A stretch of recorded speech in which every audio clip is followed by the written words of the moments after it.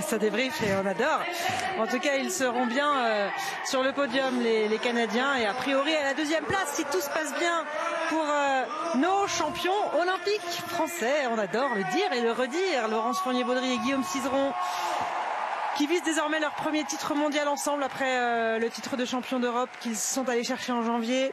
Moins d'un an, on le répète, après le début de leur collaboration, ils se sont imposés comme les plus forts du monde aux Jeux Olympiques, et en l'absence de Chuck Bates ici, ils sont les grands favoris pour un 6e titre mondial du côté de Guillaume. Ils ont battu leur record personnel sur la rythme dance, proche du record du monde, et on a hâte de revoir une dernière fois ce bijou de programme libre sur la bande originale de The Whale. Allez Laurence, allez Guillaume. Allez.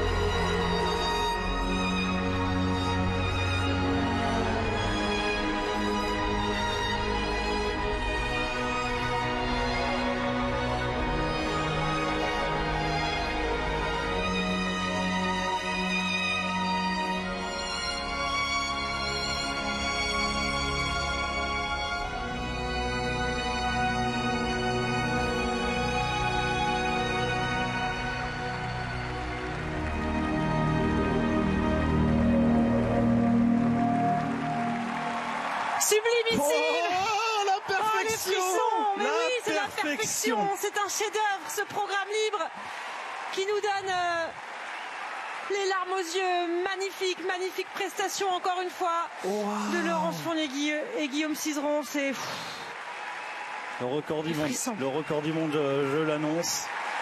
Je vois pas comment ils peuvent ne pas le battre. C'est magique. Tout a été parfait. Et quand on regarde les éléments, bon, à part un séquence 3-3 sur la Serpentine Step, on a des niveaux 4 partout, absolument partout. Alors il y a quand même certains éléments qui sont sous revue, mais et surtout quand on regarde les GOE, ils sont à... Les juges ont mis des plus 5, tous ont mis des plus 5 sur certains éléments.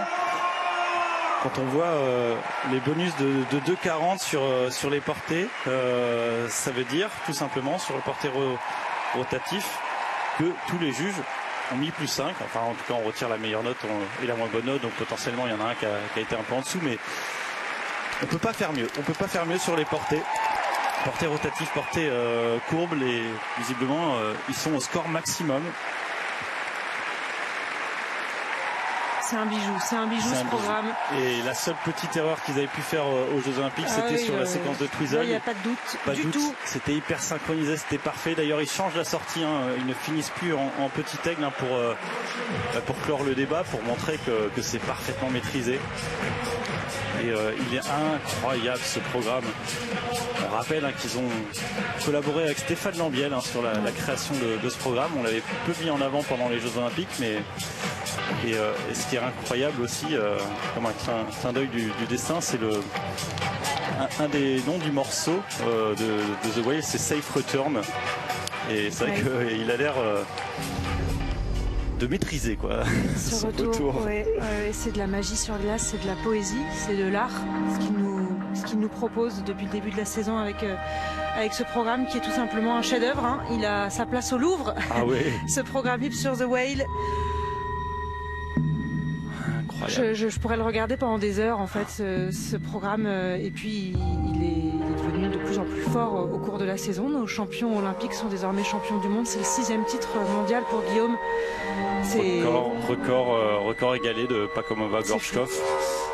Et c'est totalement hypnotisant. Et c'est vrai qu'après tous ces débats sur la notation au cours des couples précédents, y a pas de débat à avoir, et ils ont réussi à nous recentrer sur la compétition, nous refaire vivre un moment merveilleux. On en a oublié tout le reste. Et ce programme, il est fou, sur un thème assez abstrait. Voilà, il retranscrit pas forcément le film The Whale. C'est très inspiré de l'océan et on a vraiment. C'est l'ambiance vraiment. On a l'impression qu'on s'évapore, qu'on est en apesanteur avec eux. Ouais, et puis il y a ce côté. Alors ça s'appelle The Whale. Là. Ah non. Ah non, pas maintenant. Non. Oh non, on a perdu les images à Prague, c'est terrible. On veut voir le score. On veut voir le score. C'est indépendant de la volonté d'Eurosport, bien sûr. C'est Prague qui a perdu la connexion quelques instants. Ouais, on disait que c'était. Ça s'appelle La Baleine, The Whale, puisque ça parle d'un homme en surpoids qui va tenter de renouer avec sa fille, avec qui il a perdu le contact alors qu'il est plutôt en fin de vie. Et la baleine, c'est un animal lourd, oui, bien sûr, mais c'est un animal aussi qui a vraiment une profondeur et qui est hypnotique, envoûtant, qui apporte beaucoup de... Oh, 138,07. On n'y est pas encore du monde, 138,41, mais tout proche du record du monde, il s'en rapproche. C'est programmé pour la saison prochaine, il faut revenir, Laurence et Guillaume. Vous pouvez pas rester là-dessus. Champion olympique, champion du monde. 230,81. Et champion d'Europe. Oui. Champion d'Europe, champion olympique, champion du monde. Wow. C'est phénoménal, quelle histoire nos Français nous ont offert. S'il avait fallu l'imaginer cette histoire, on n'aurait pas réussi, on n'y aurait pas cru. C'est eux qui l'ont écrit, cette histoire, sous nos yeux, et on les remercie d'avoir eu cette idée folle il y a quelques mois de commencer une collaboration, de prolonger cette amitié en compétition et en succès jusqu'au sommet, jusqu'au plus haut sommet. Européens, olympiques et désormais mondiaux. Ce sont les plus forts du monde. Laurence Fournier-Baudry et Guillaume Cizeron, ils sont champions du monde.